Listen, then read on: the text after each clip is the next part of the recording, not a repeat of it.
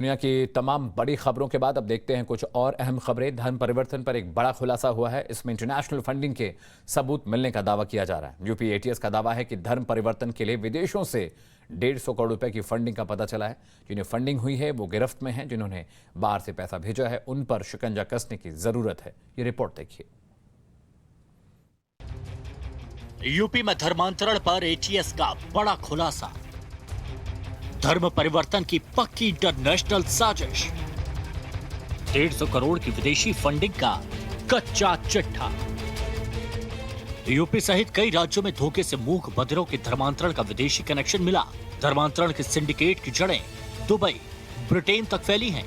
UP ATS की अब तक जांच में दावा किया गया है कि जबरन धर्मांतरण की साजिश सिर्फ कुछ आरोपी मौलानाओं के दिमाग की उपज नहीं है, बल्कि ये सोची समझी बड़ी इंटरनेशनल साजिश का हिस्सा है।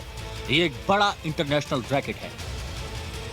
सबसे पहले आपको उन किरदारों के बारे में बताते हैं जो धर्मांतरण रैकेट के मुख्य आरोपित हैं, जो एटीएस की गिरफ्त में है। मौलाना उमर गौतम, मौलाना कलीम सिद्दीकी, सलाउद्दीन जैनुद्दीन शेख। एटीएस के पास इन तीनों के खिलाफ पक्के सबूत हैं। दावा किया गया कि इन्हीं की संस्था को चैरिटी के नाम पर जो फंड विदेशों से मिला उसे बड़ी चालाकी से धर्म परिवर्तन के लिए इस्तेमाल किया गया। एटीएस के दावे के मुताबिक मौलाना उमर गौतम की संस्था इस्लामिक दावा सेंटर और फातिमा चैरिटेबल ट्रस्ट को 5 साल में 30 करोड़ से ज्यादा की फंडिंग हुई। आरोपी सलाउद्दीन जैनुद्दीन शेख की संस्था American federation of Muslim of Indian origin को 5 साल में 28 करोड़ की फंडिंग हुई। मौलाना कलीम सिद्दीकी की संस्था अल हसन एजुकेशनल सोसाइटी को 22 करोड़ रुपए विदेशों से मिले। इसके अलावा महाराष्ट्र के प्रकाश कावड़े उर्फ एडम और उसके सहयोगियों को ब्रिटेन की एक संस्था से 57 करोड़ रुपए की फंडिंग हुई। अब तक जो साक्ष्य मिले हैं उसके हिसाब से जो एक ब्रिटिश संस्था है अल फदा ट्रस्ट, इससे 57 करोड़ रुपए की फंडिंग हवाला के जरिए हुआ है, इसके साक्ष्य मिले हैं। और जो ये पैसे आए हैं वो उमर गौतम, सलाउद्दीन तथा उसका एक और साथी जो हम लोगों ने गिरफ्तार किया है उसको आए हैं। पिछले 5 सालों में धर्मांतरण के आरोपियों की संस्थाओं पर विदेशों से पैसों की बरसात होती रही।